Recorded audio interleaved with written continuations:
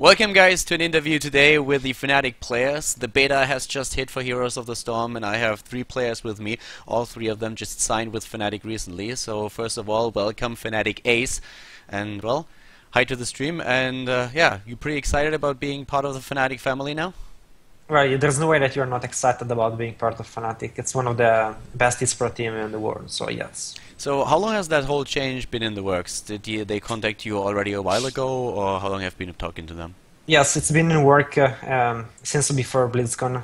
We only had a friendly agreement with Mind Sanity. We knew that we were not going to stay with them for the long run. We just worked with them since they are good friends of us.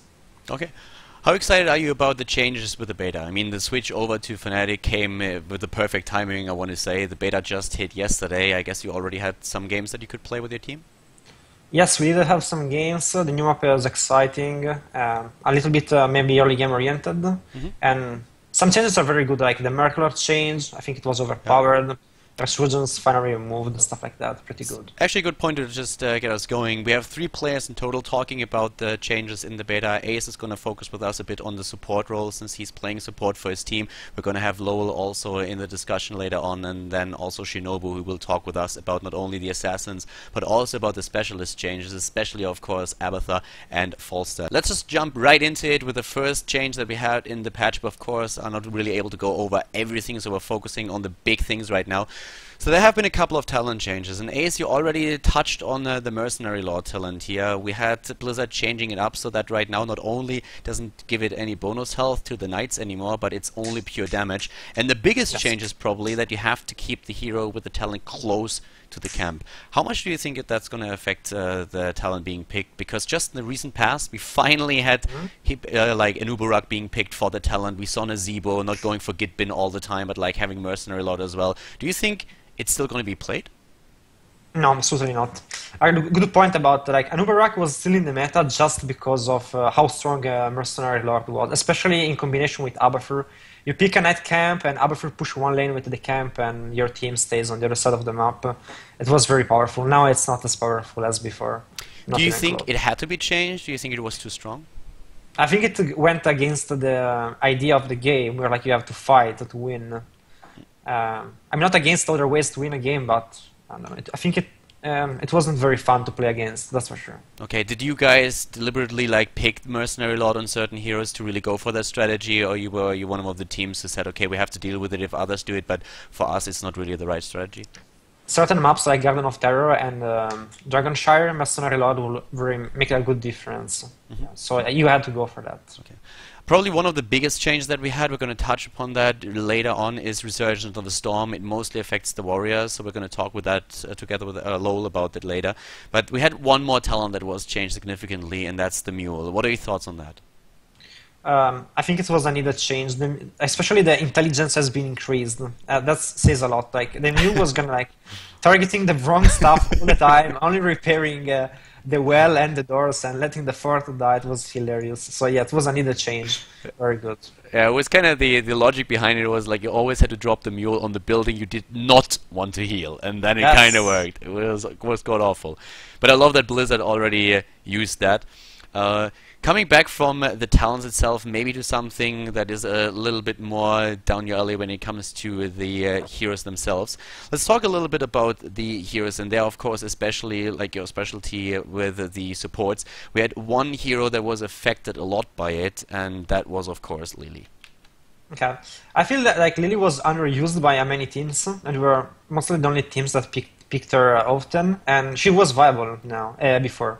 Now I don't think she's viable anymore. I think they kind of ruined the only good thing about the charter, which was her Q.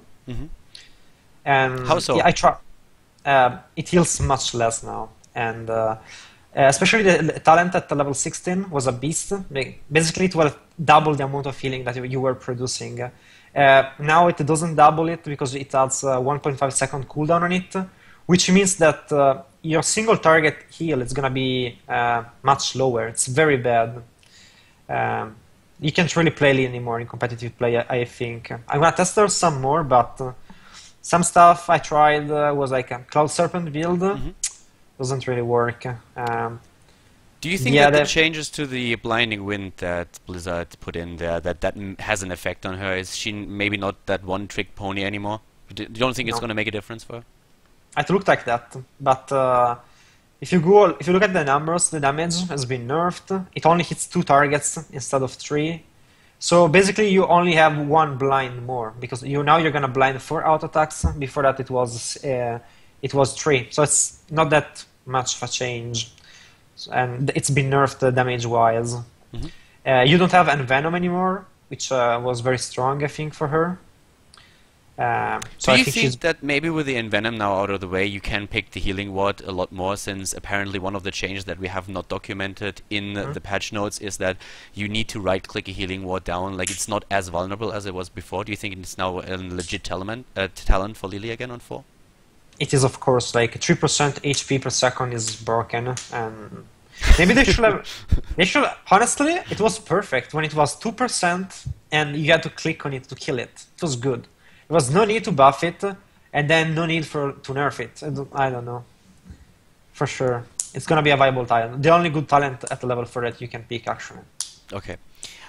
What do you think about the new talent that we have at level 20? One of the changes that we have is that the 16 talent that you pointed out earlier, if you really want to have the double heal now for Lily, the cooldown is going to be increased from 3 seconds to 4.5. But then again, later on at level 20, you have an ability that recharges 3 times faster all of the cooldowns of your talents if you have fast feed activated, which is basically in a team fight all the time. Do you think on level 20 she suddenly becomes strong again? Thing is that they also nerfed the ultimate. The ultimate used to double the amount of healing that you were producing per second, which meant that from 3.3k healing you will go to like 6.6k. Now instead you heal 2 targets at the same time, which is kinda bad because you will use your ultimate to out heal a burst on the main focus. So now you can pick the new talent, which is kind of good. Basically, what's going to happen is that you are going to heal with your Q as much as you used to heal before, but now it's a level 20 talent. So it's like Lily before the patch, but you have to pick a level 20 talent just to make her as good as she was before. I don't know. It's not going to work. You have less healing per second. I don't really see how she can be viable now. Okay, just talking about the healers in general, not maybe focusing on the patch right now, what do you think are the best 2 healers, or the top 3 healers in the game at this point still? Okay, Brightwing is the best because of the mobility that she brings to the team, split pushing abilities, being able to get XP in other lanes, etc. And Uther. Uther maybe will be the best, but I think that Brightwing kind of counters Uther. Whenever you want to go in for your ultimate, Brightwing is going to counter you with a ship. It's pretty hard to cleanse yourself so that you don't get shipped when you want to cast an ultimate. Okay. So, third, I don't know. I think Malfurion now. Most likely Malfurion and Rhaegar. How is that? Like the Malfurion picks, we've seen a lot more Malfurion picks, mostly with tank combinations. We've seen it also on the US server played a lot more. Why is Malfurion suddenly a hero that is being picked a lot more? Nazib has been picked a lot more because of the nerfs on Tyrell and Nubarak in the past. And Malfurion ultimate is really good against Nazib ultimate. You kind of absorb most of the damage that comes from his ultimate. That's the main reason I think Malfurion has been played more. And also because the other healers are not as good. He's kind of like the 3rd best healer at this point. Talking maybe, now that I have you here talking about supports, let's talk a bit about Rhaegar as well. He was one of those healers that was picked like all the time. Sometimes he was even picked before Uther, before Brightwing, of course got that crazy change with the rewind. But these days you don't see Rhaegar all that often anymore. Why is that? Are the other healers really that much better? Or did teams just like realize that Rhaegar is not as good as they thought it was?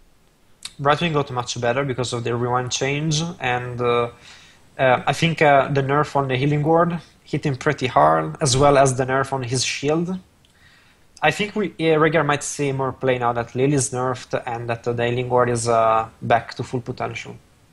Okay.